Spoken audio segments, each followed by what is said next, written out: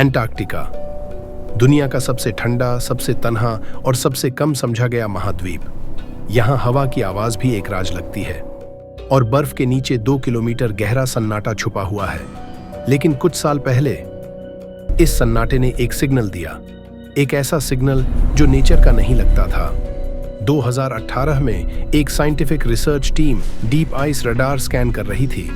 उनका मकसद सिंपल था, बर्फ की लेयर्स को मैप करना। मगर फिर स्क्रीन पर एक अजीब रिफ्लेक्शन नजर आया, एक परफेक्टली सिमेट्रिकल शेप, सीधी lines, metallic density. Nature randomness पैदा करती है, परफेक्ट ज्योमेट्री नहीं। टीम ने डेटा दोबारा चेक किया, फिर से स्कैन हुआ, सिग्नल वापस आया। इस बार और क्लियर, बर्फ के नीचे 30 मीटर लंबी स्ट्रक्चर जैसी चीज। एंटार्क्टिका के नीचे मेटल। अगला दिन प्रोजेक्ट रेस्ट्रिक्टेड हो गया, एक्सेस बंद, डेटा क्लासिफाइड। ऑफिशियल स्टेटमेंट दिया गया, इंस्ट्रूमेंटल एरर। मगर अगर सिर्फ एरर था तो इतनी जल्दी सब कुछ क्यों बंद कर दिया गया? सैटेलाइट इमेजरी ने दिखाया, उसी लोकेशन पर हैवी मशीनरी मूव हो रही थी। टेम्परेरी कैंप्स, कार्गो एक्टिविटी, फिर ब्लैकआउट।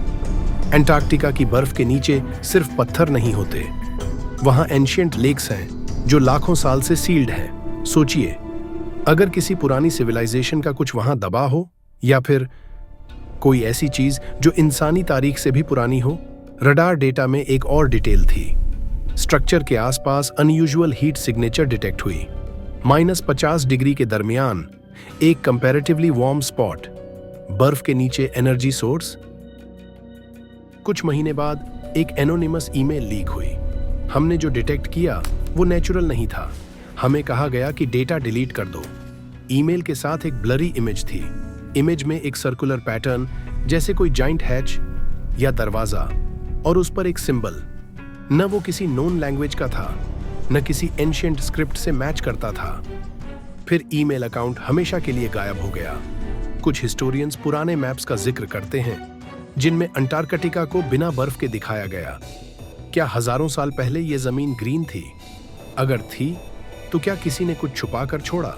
या फिर क्या जो डिटेक्ट हुआ वो इंसानी नहीं? 2023 के एंड में वही कोऑर्डिनेट्स पर अनयूजुअल फ्लाइट एक्टिविटी रिकॉर्ड हुई।